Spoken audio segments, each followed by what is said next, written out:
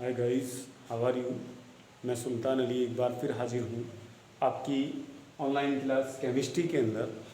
तो देखिए, आज जो है आपका टॉपिक वो है नाभिक का संगठन तथा रदरफोर्ड का परमाणु मॉडल।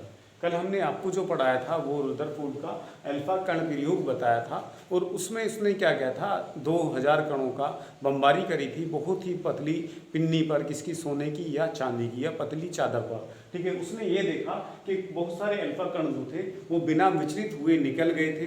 ठीक है, लेकिन कुछ कण जो थे वो विचलन हुए, और बहुत ही कम जो है कण ऐसे थे जो 90 पर घूम करके वापस आ गए थे। ठीक है, तो उसने ये अपने सुझाव दिए थे कि भाई क्या होता है, परमाणु का जो समस्त भार होता है वो उसके बीचों बीच होता है।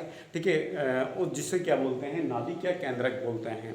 ठीक है, अब ये जो है नाभिक का संगठन जो होता है, तो वो उसके बारे में आज हम आपको पढ़ाएंगे। तो ये हमने आपको पढ़ा दिया था। ठीक है, अल्फा कण प्रयोग वो ये था। तो अब देखिए, उससे आगे जो हम बात करते हैं वो करते हैं नाभिक का संगठन।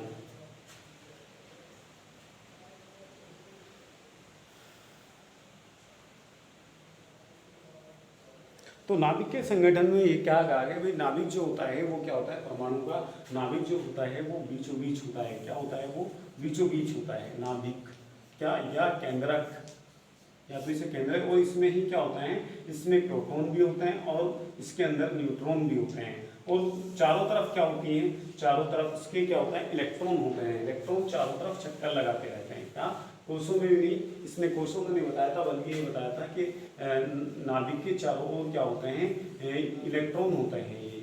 ठीक है भाई, इस तरीके से ये कण जो होते हैं ये इलेक्ट्रॉन कहलाते हैं। क्या कहलाते हैं, ये इलेक्ट्रॉन कहलाते हैं। तो सब यानी इलेक्ट्रॉन जो होते हैं वो नाभिक के बाहर चारों तरफ होते हैं, जबकि नाभिक के अंदर क्या होता है, नाभिक के अंदर प्रोटॉन और न्यूट्रॉन होता है। ठीक है, ये था नाभिक का संगठन। आगे है रदरफोर्ड का परमाणु मॉडल। ठीक है, ये वाला टॉपिक है रदरफोर्ड का परमाणु मॉडल। यानी रदरफोर्ड ने क्या किया था, एक परमाणु मॉडल दिया था। तो उसको देख लेते हैं कि भाई उन्होंने क्या बताया था इसके अंदर। ठीक है, तो देखिए यहाँ पर इसने 1911 में रदरफोर्ड ने अल्फा किरणों के प्रयोग के बाद क्या किया था, ये अपना एक मॉडल दिया था जिसको नाभिकीय मॉडल, किस नाम से, नाभिकीय मॉडल के नाम से, नाभिकीय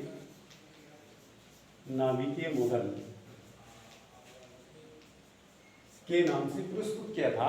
तो देखिए, इसमें इन्होंने क्या किया था, नंबर 1 पॉइंट दिया था इन्होंने कि परमाणु गोलाकार, अति सूक्ष्म तथा विद्युतीय उदासीन कण हैं। यानी कि इन्होंने कहा था कि परमाणु जो होता है वो कैसा होता है, वो गोलाकार होता है। कैसा होता है, गोलाकार का होता है। ठीक है, और कैसा होता है, उदासीन होता है। विद्युतीय रूप से कैसा होता है, उदासीन होता है।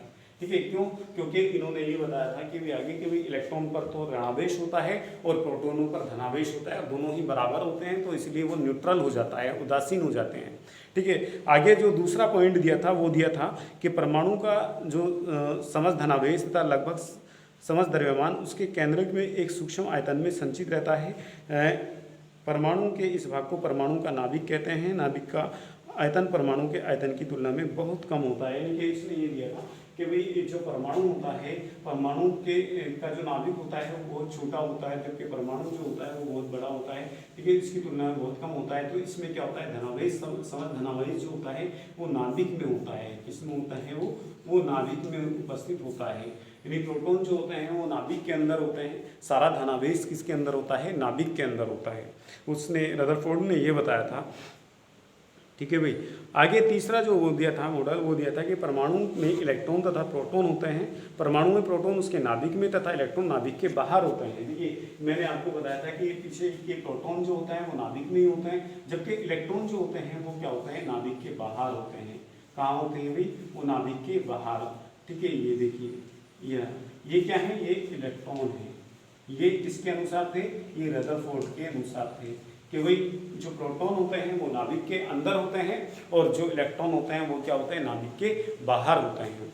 तो ये किसने दिया था, ये रदरफोर्ड ने ही दिया था। आगे कह रहे हैं कि परमाणु में इलेक्ट्रॉन नाभिक के चारों ओर जिन पथों पर घूमते हैं उन्हें इलेक्ट्रॉनों की कक्षाएं कहते हैं, और इलेक्ट्रॉन नाभिक के चारों ओर वृत्तीय कक्षाओं में घूमते हैं। बाद में देखिए, ये तो बताया दिया था, लेकिन बाद में ये भी कहा कि जो इलेक्ट्रॉन होते हैं वो क्या होते हैं, नाभिक की चारों तरफ कक्षाओं में घूमते हैं। यहाँ पर पॉजिटिव प्रोटॉन, और इसमें क्या है कक्षाओं में ये इलेक्ट्रॉन घूमते हैं चारों तरफ इस तरीके से, यहाँ देखिए कक्षाओं में घूमते हैं, ठीक है भाई। ये देखिए इसकी अलग कक्षा, इसकी अलग कक्षा यहाँ पर। तो ये क्या है हमारा, ये नाभिक, क्या है ये हमारा नाभिक, और ये क्या है, ये सब ये हमारी कक्षाएं हैं। क्या है हमारी कक्षाएं, ये कक्षाएं हैं, और ये क्या है हमारा, ये सब इलेक्ट्रॉन है। ये क्या है सब, ये इलेक्ट्रॉन है, ठीक है भाई। तो ये इसने दिया था, रदरफोर्ड ने कह दिया था इसको। आगे देखिए पांचवा जो मॉडल दिया था वो दिया था कि परमाणु का नाभिक जो होता है वो धनावेशित होता है। परमाणु में इलेक्ट्रॉनों को जो ऋणावेशित हैं अपनी ओर आकर्षित करता है, लेकिन व्यक्ति गति के कारण उत्पन्न अपकेंद्र बल इस बल को संतुलित करता है। यानी कि ये कहा कि परमाणु के अंदर जो नाभिक होता है उसमें प्रोटॉन होते हैं, इसमें पॉजिटिव चार्ज होता है, जबकि इलेक्ट्रॉन जो होता है उस पर कैसा होता है, माइनस चार्ज होता है।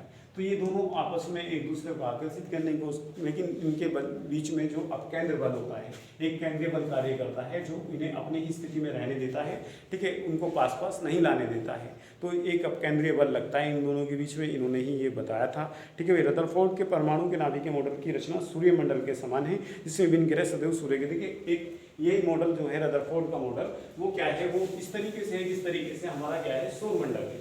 सौरमंडल में सूरज जो है वो अपनी स्थिति पर हरदम रहता है, लेकिन जैसे सूरज है,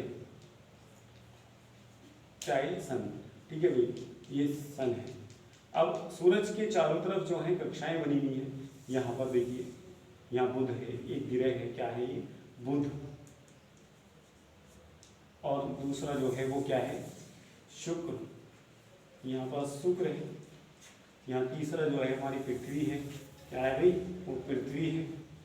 तो ये सब क्या है, ये तो क्या हो गया, सन जो हो गया नाभिक हो गया, यानी कि इसमें कोई ये क्या हो गया, ये प्रोटॉन हो गया, और ये सब क्या हो गया, ये इलेक्ट्रॉन हो गए। तो ठीक उसी तरीके से ये सब क्या हमारा सौरमंडल, तो सौरमंडल में जो होता है ये जो ग्रह होते हैं जैसे बुध शुक्र और पृथ्वी हो गए, तो ये तो चक्र लगाते रहते हैं इसका चारों तरफ से। तो ठीक उसी तरीके से ये भी इलेक्ट्रॉन भी क्या करते हैं, चारों तरफ चक्कर लगाते रहते हैं, और ये अपनी जगह रहता है। जैसे क्या होता है, कोई खूंटे से आपने भैंस या बकरी बांध दी और रस्सी कर दी लंबी, तो वो क्या होता है एरिया में, इतने ही एरिया में घूमेगा, ठीक है, जितनी उसकी लंबी रस्सी है, लेकिन उसके साथ खूंटा नहीं घूमेगा, वही घूमेगा, चारों तरफ उसके चक्कर लगाएगा।